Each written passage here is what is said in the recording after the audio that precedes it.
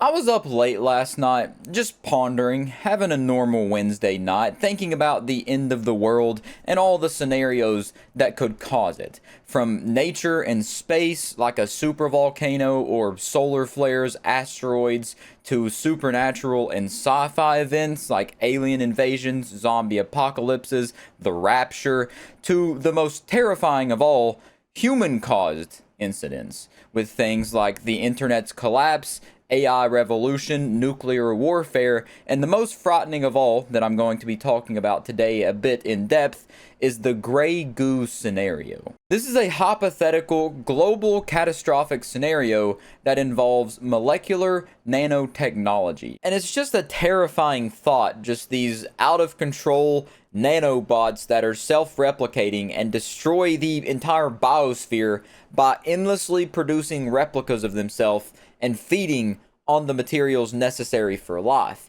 They're going to be consuming everything we need for themselves, all the while replicating even more and just making the destruction of everything exponentially quicker. So it's a very low risk, insanely high impact outcome of potential future technology. And this little thought experiment has created a scenario that is called ecophagy, which is just the literal consumption of the ecosystem. But speaking of the person who did coin the term gray goo, his name is K. Eric Drexler, and it was in his 1986 book Engines of Creation where he did coin the term. And Kim Eric Drexler is an engineer who is best known for his studies of the potential of molecular nanotechnologies, so it does make sense that he would come up with something like gray goo. And it's in his book, Engines of Creation, where he envisions this future full of tiny machines called assemblers, which are these nanobots that use materials and build things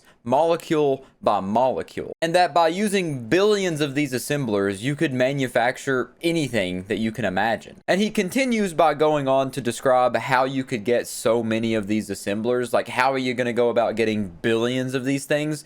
Well, first you build a few in a lab, and then the assemblers, you set them to build other assemblers, which is how they start duplicating and replicating themselves. And it's when this process goes bonkers, when it gets out of control, that we get the gray goo scenario, when they start replicating to the point where they start consuming all biomass on Earth completely. They do ecophagy, they destroy the entire ecosystem and just completely overrun the entire Earth with replicators. And some people, like scientists, have came out and, well, actually this situation, they're trying to put a rein on the parade, trying to damper the party by saying, well, nanomachines would actually have to be able to survive a variety of harsh environments. They would have to gain the ability to consume all organic matter, and we would have to be completely defenseless against them for the gray goo scenario to happen. And specifically, there's a scientist named Robert A. Freitas Jr. that looked into the gray goo scenario from a medical perspective,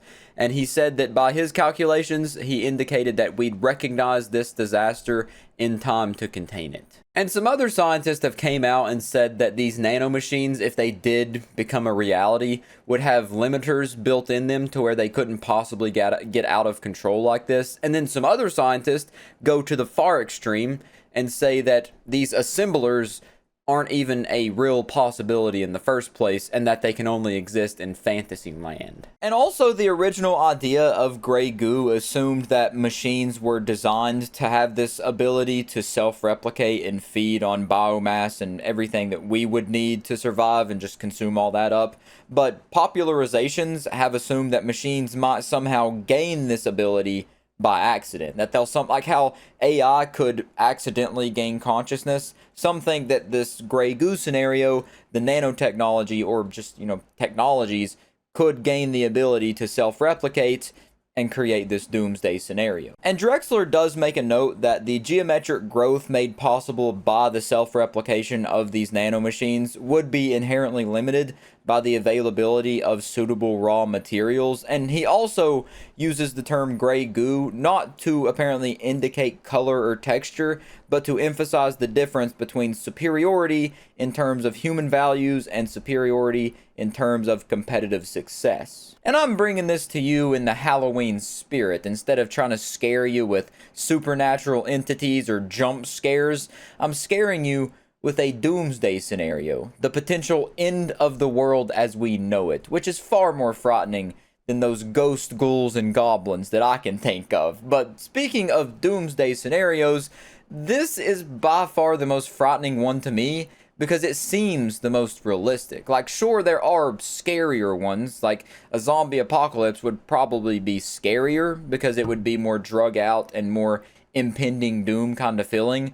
But with something like gray goo, it's for the most part grounded in reality, and that's far more frightening. And now, obviously, I got to mention that the current state of nanotechnologies doesn't allow for something like this to happen. It's not even on the horizon of the possibilities of current nanotechnologies.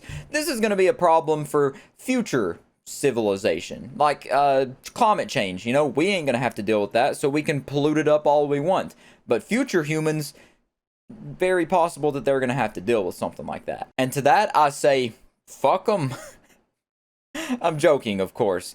But just to compare this to something, to put it in perspective in terms of what we can understand, to sort of, you know, get something similar on the table, there's an episode of Futurama called Benderama, where Bender has a bunch of duplicates, and that's a pretty similar scenario to what gray goo would be. But to hop into the real world and speak in terms of things that do exist that are similar to gray goo, the closest thing would be like viruses, how they latch on, spread, and infect. Which viruses are another one of the global catastrophic scenarios. A giant disease that is, you know, incurable and very easy to spread is another doomsday scenario that is also very frightening and definitely very realistic. And that's pretty much gray goo in layman's terms.